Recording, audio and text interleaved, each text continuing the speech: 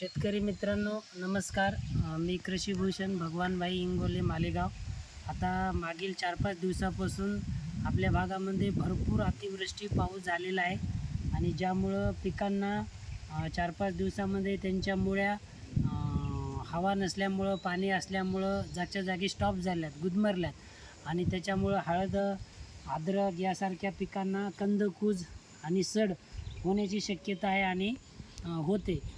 तर यासाठी आपण आपल्या घरच्या घरी आपण गाईचं गोमूत्र, गूळ, चुनपीठ, शेण यापासून आपण जीवामृत बनवून त्यासोबत आपण त्याच्यामध्ये कंपोस्ट एक ट्रायकोडर्मा, बायो NPK कल्चर एकत्र करून जर आपण हळदीला दोन्ही हळदीच्या मधामध्ये या पद्धतीने जर दिलं तर हळदीला लगेच ते ज्या अन्न घटकांची कमी असते, सूक्ष्म अन्नद्रव्यांची त्याच्यामध्ये पूर्तता होते.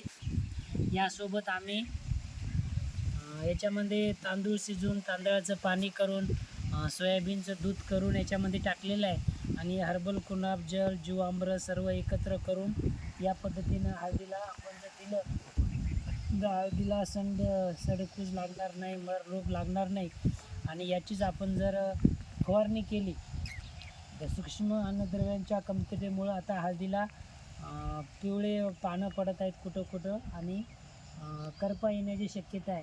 तर शेतकरी बंधूंनी या पद्धतीनं जर आपण जैविक पद्धतीनं आपण जर हे केलं बंद करा.